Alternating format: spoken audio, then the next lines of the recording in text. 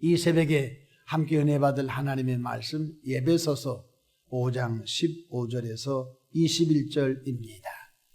그런즉 너희가 어떻게 행할지를 자세히 주의하여 지혜 없는 자가 지하지 말고 오직 지혜 있는 자가 지하여 세월을 아끼라. 때가 악하니라. 그러므로 어리석은 자가 되지 말고 주의 뜻이 무엇인가 이해하라. 술 취하지 말라. 이는 방탕한 것이니 오직 성령으로 충만함을 받으라.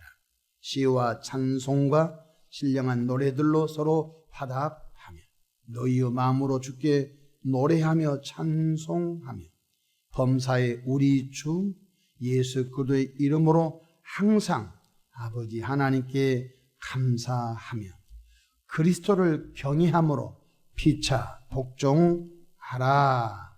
아멘. 할렐루야. 오늘도 참으로 좋은 날입니다. 우리 모두 성령 충만한 은혜로운 하루 되시기를 축원합니다. 저를 따라하겠습니다. 오늘도 나와 우리 가정 우리 교회 기적이 일어납니다. 오늘도 나와 우리 가정 우리 교회 기적이 일어납니다. 아멘.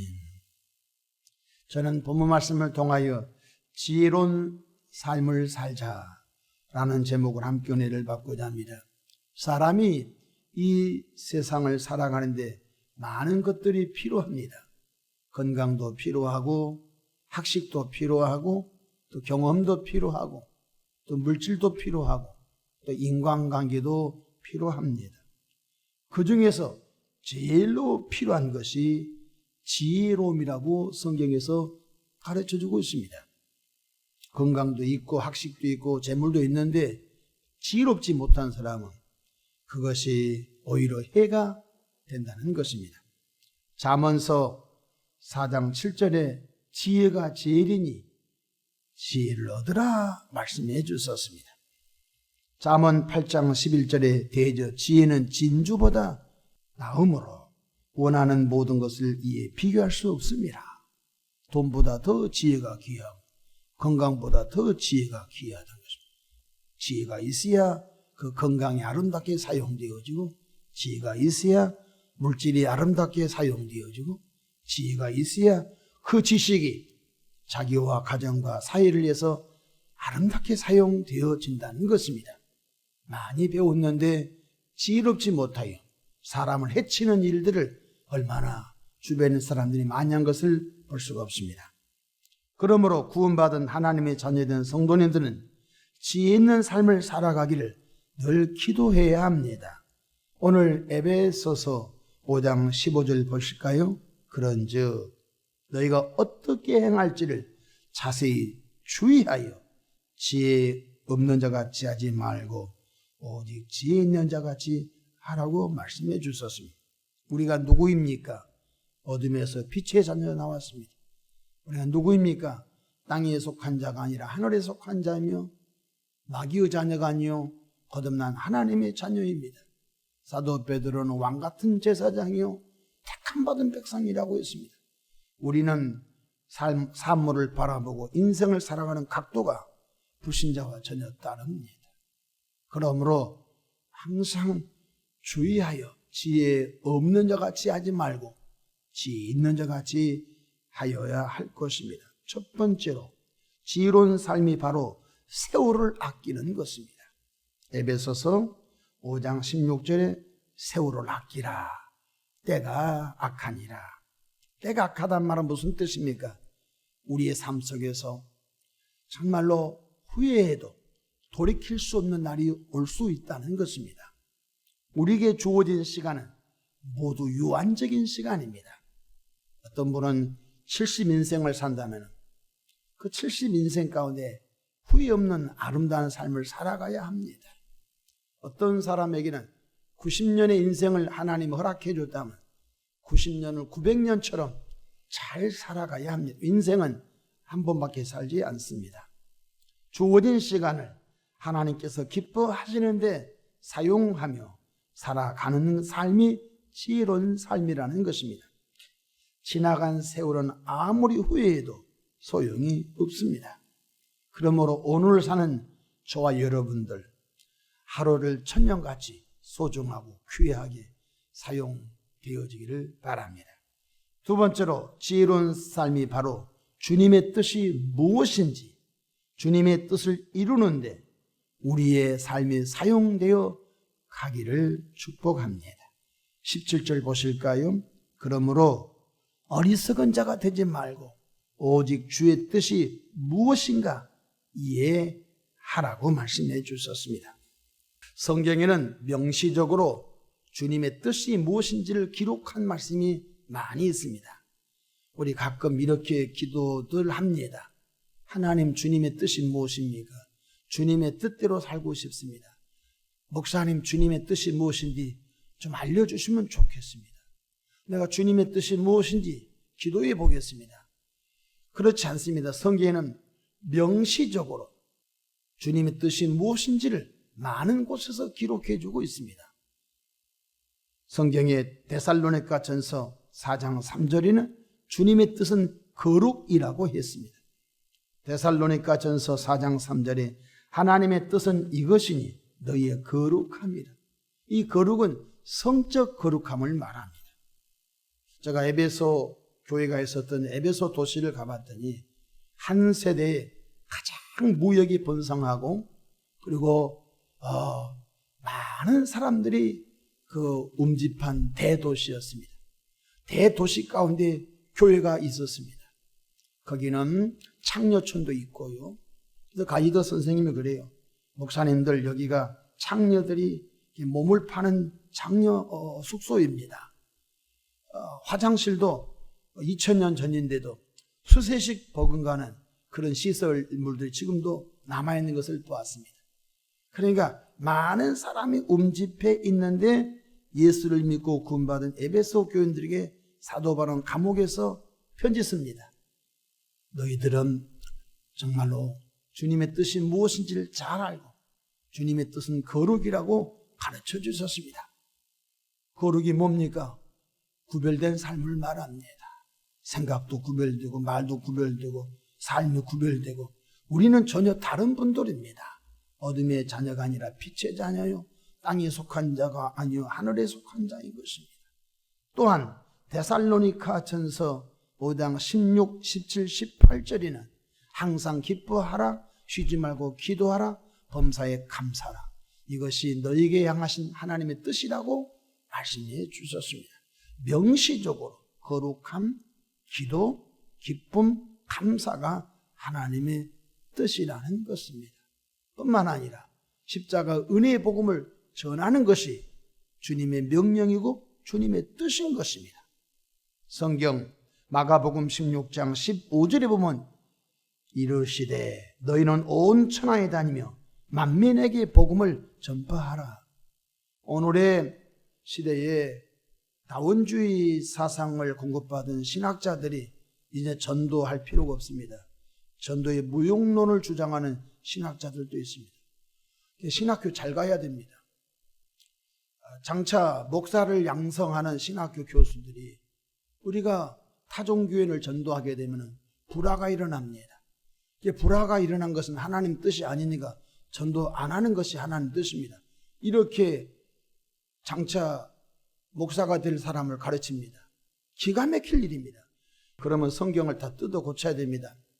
예수님께서 너희는 온 천하에 다니며 만민에게 복음을 전파하라. 이것도 뜯어 고쳐야 되고 너희는 모든 족속으로 제자 삼아 아버지와 아들과 성령의 이름으로 세례를 베풀라. 이거 말씀도 뜯어 고쳐야 됩니다. 성경에는 때를 얻든지 못 얻든지 주의 말씀을 전파하라. 이것도 뜯어 고쳐야 됩니다. 그러니까 오늘 이 시대에 벌써 장차 주의 종들 양성하는 신학대학 교수들이 희한한 독극물을 마시고 와가지고 여러분 이슬람인들을 전도해서 괜히 이슬람인들하고 분쟁 일으키면 무슨 그것이 하나님 뜻입니까? 하나님의 뜻은 평화인데 아니지요.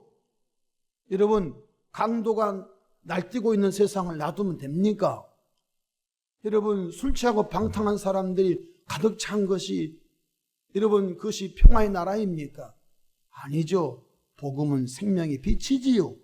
그래서 한 사람을 통하여 한 마을이 전도가 되고 한 사람을 통하여 한 면이 전도가 되고 한 사람을 통하여 그 지역이 전도가 되고 그 전도할 수 있도록 인간의 힘이 아니라 성령의 능력을 우리에게 부어주신 줄로 믿으시길 바랍니다. 하나님의 뜻이 뭐예요? 십자가 은혜의 복음을 전하는 것이 하나님의 뜻인 줄로 믿으시길 바랍니다. 우리 이렇게 감염됐습니다. 기독교인들이. 지금은 전도가 안 되는 시대입니다. 누가 가르쳤습니까? 강단에서 목사들이 그렇게 설교합니다. 지금은 전도가 안 되는 시대입니다. 지금은 한국교회가 쇠퇴기에 들었습니다. 신학자들이 그렇게 세미나를 합니다. 그 사람들은 밥을 먹을 필요가 없습니다. 여러분, 성령님이 살아계시고 성령님이 역사하시는 한 아무리 세상이 완악하고 강팍해도 성령의 권능을 받은 이들로 인하여 계속 하나님의 은혜의 복음은 증거된 줄로 믿으시기를 주의 이름으로 축복합니다. 17절 보실까요? 그러므로 어리석은 자가 되지 말고 오직 주의 뜻이 무엇인가 이해하라고 했습니다. 이번 주 리더들 식사 시간 잠깐 모여서 그런 얘기 나눴습니다. 교인들하고 만날 수 있는 시간들이 너무 제한적이어서 리더들을 새가독실로 불러서 그런 식사하면서 그런 얘기했습니다. 내가 너무 마음이 힘들다. 목사님 왜 힘듭니까? 지금 우리가 복음전도에 매진하지 않으면 자칫 잘못하면 큰일 나게 생겼다. 그래서 이 여름이 지나가면은 10월달, 11월달, 12월달, 3개월, 12주 동안 우리가 총동원 전도주를 하자. 매주마다 하여튼 전도에 몰입을 하자. 우리 예수 믿는 우리끼리 예배하고 예수 믿는 우리끼리 찬송하고 한 명도 새 신자가 들어오지 않고 세례교인이 한 명도 없으면 그것이 하나님 볼 때 생산적인 신앙이냐. 그래서 우리가 9월달 한 달 동안 준비해서 오랫동안 교회 안 나온 분들 찾아 설득하고 권면하고 할렐루야 전도하려고 마음먹었던 분들 이번 기회에 우리가 10월달 11월 송년주일 마지막 주일까지 힘써서 성경의 강권하에다가 내 집을 채우라고 했으니까 언젠가는 오겠지. 그것은 사탄의 계획에 넘어간 사람입니다. 언젠가 오겠지. 죽어서도 오지 않습니다.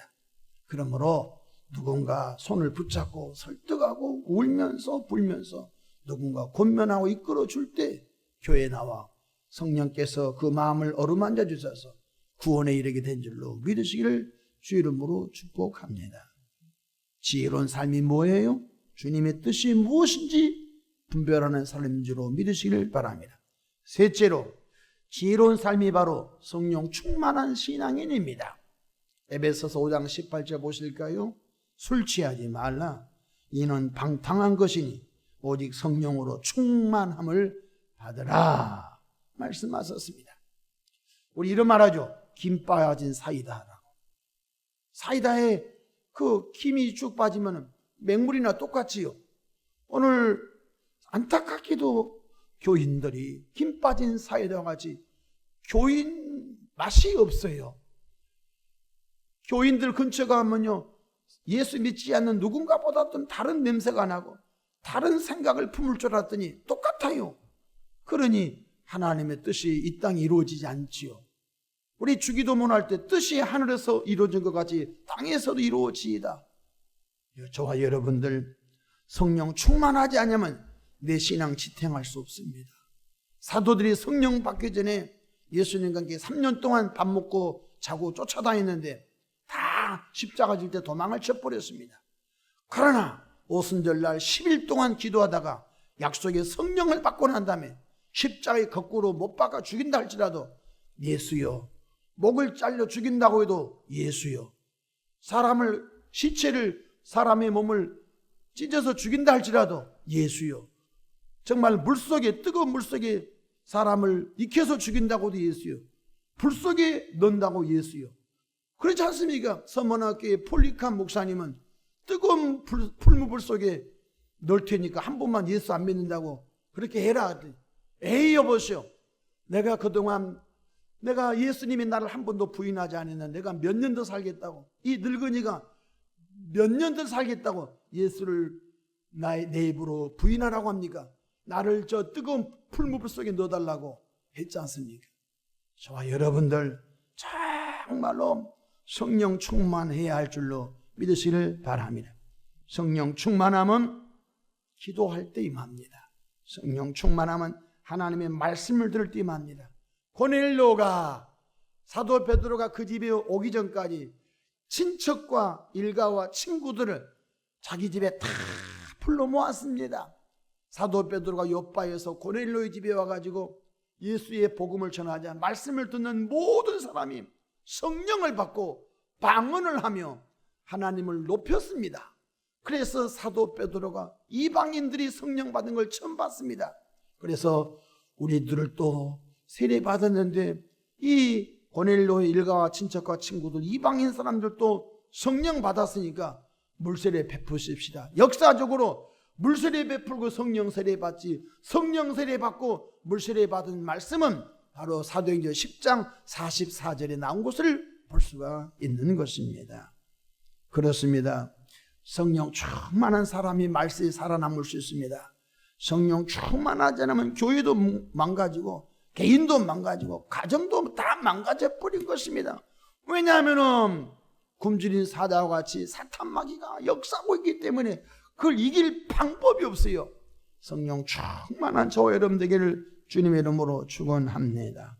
성령 충만함이 지혜로운 삶인 줄로 믿으시기를 바랍니다. 마지막으로 지혜로운 삶이 바로 삼위일체 하나님을 높이는 삶인 것입니다. 하나님께서 인간을 창조하신 목적이 무엇이죠? 하나님이 심심해서 인간 창조한 것이 아닙니다. 하나님께서 인간을 창조하신 목적은 인간을 통하여 영광을 받기 위함입니다. 근데 만물의 영장이라고 하는 인간들이 하나님을 배역하고 하나님을 부정하고 하나님이 없다 하니 하나님의 마음이 얼마나 아픕니까? 이사야 43장 7절에 보면 내 이름으로 불려지는 모든 자 곧 내가 내 영광을 위하여 창조한 자를 오게 하라. 그를 내가 지었고 그를 내가 만들었느니라. 하나님께서 인간을 창조하신 목적이 인간을 통하여 하나님 꽃이 너무 아름답네요. 영광을 받으십시오. 하나님 저 나무가 너무 아름답네요. 하나님 영광을 받으십시오. 하나님 저 안개가 너무 아름답네요. 하나님 영광을 받으십시오. 저 폭포가 너무 아름답네요. 하나님 영광을 받으십시오. 할렐루야. 인간들은 모든 만물을 동원하여 하나님을 찬양하고 높이는 것이 주님의 지혜로운 삶인 줄로 믿으시길 바랍니다. 우리 19, 20, 21절 보실까요? 시와 찬송과 신령한 노래들로 서로 화답하며 너희의 마음으로 주께 노래하며 찬송하며 범사에 우리 주 예수 그리스도 이름으로 항상 아버지 하나님께 감사하며 그리스도를 경외함으로 피차 복종하라. 말씀을 마치고자 합니다. 저와 여러분들은 성령의 사람이요, 저와 여러분은 새 사람이요, 저와 여러분은 왕같은 제사장들이요, 저와 여러분 하나님의 택함 받은 백성들이기 때문에 지혜로운 삶을 살아가기를 주님의 이름으로 축복합니다. 기도하겠습니다. 좋으신 하나님 아버지, 우리는 소중한 하나님의 자녀들입니다. 우리는 어둠의 자식이 아니라 빛의 자녀입니다. 하늘에 속한 빛의 자녀, 하나님의 자녀된 우리들이 지혜로운 삶을 살도록 오늘도 말씀으로 가르쳐 주셔서 감사합니다. 거룩하신 주여, 우리를 불쌍히 여겨주시고 성령 충만함으로 하나님의 뜻을 잘 알고 준행해 나가는 은혜로운 삶을 살아가도록 도와주시옵소서. 이 교회에 들어온 분들이 지혜로운 삶으로 붙들림아 되게 하옵소서. 예수님의 이름으로 축복하며 기도합니다. 아멘.